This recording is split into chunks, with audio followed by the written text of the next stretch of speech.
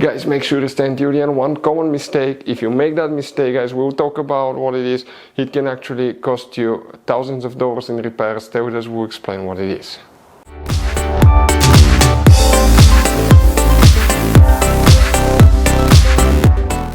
Hey guys, welcome back to Auto Repair guys. Thank you guys for watching and subscribing to the channel. Today will be super helpful video to any of you having a BMW 5 Series generation F10 F11 from year 2010 to year 2017.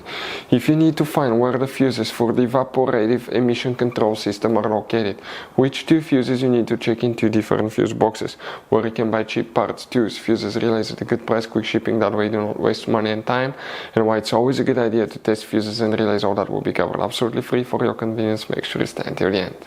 Before we start, let us tell you a little bit about us guys. Every single car we get here at the garage, we try to make at least 200 to 300 free repair videos guys. We take them completely apart, we show you how to do almost anything. Transmissions, engines, bodywork, codes, fuses.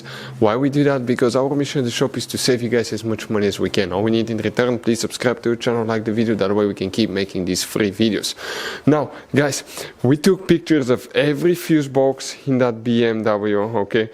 Every fuse box, so we can clearly guys show you where everything is located, so you can clearly see the fuses, because otherwise they're hidden in places where practically we cannot get the camera. So we're going to show you one by one, okay? We have video about every single fuse, every single relay. So let's say you're in the middle of nowhere, you need to guys, okay, find where the fuel pump fuse is located. All you have to do, watch our video.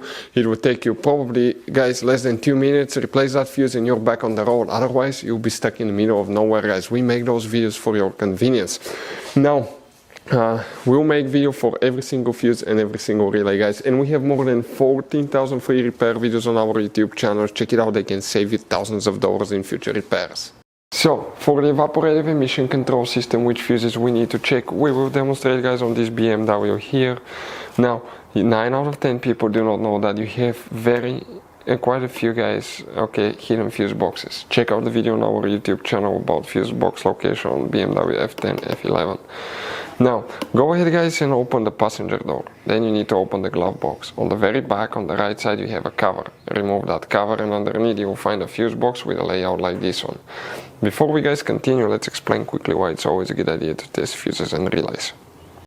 So let us tell you guys why it's super important to test fuses and relays. Fuses guys sometimes are really hard to know if they're burnt or not. For instance, I'm going to pull one fuse here, okay, and sometimes you cannot clearly see if they're good, they're bad. And let's say you think you have a good fuse, you put it back in and you end up having problems again, and you spend time, money, you buy parts, diagnostics, you pay for services that you don't need guys. You practically wasted your money. So all you have to do check your fuses, that way you don't waste money guys. So always test your fuses, even if you think it's good, always test it. It even happened to us guys, okay, and we work on cars all the time. Another thing, always test your relays. They're a little bit harder to test, but if you want to see guys how to test fuse relays, we will put a link in the description of the video below. But we've seen so many customers that think that they have a good fuse, they put it back in, they waste their money on parts and diagnostic that they practically guys do not need. So check out the link in the description of the video below how to test the fuse and how to test the relay as well.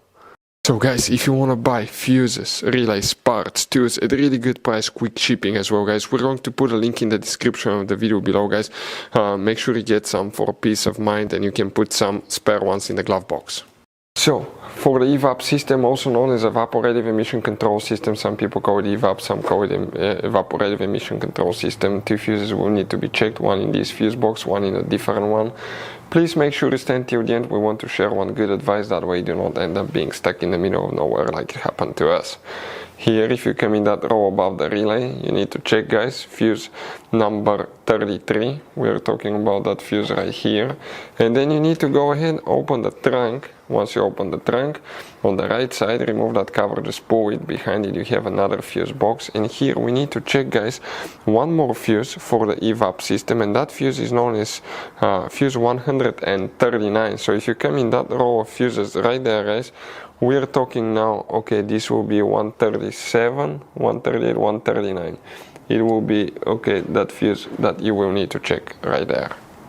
So you guys have all kinds of different fuses, relays, okay, in that car. So what we recommend, guys, okay, buy some spare fuses, relays, put them in the glove box for a peace of mind. One time we needed a replacement, we couldn't get one, okay, and we were stuck in the middle of nowhere. So always keep some spare fuses and relays in your glove box, guys. That way you don't end up being stuck in the middle of nowhere like it happened to us. Hopefully the video was helpful, guys. Thank you for watching and see you next time.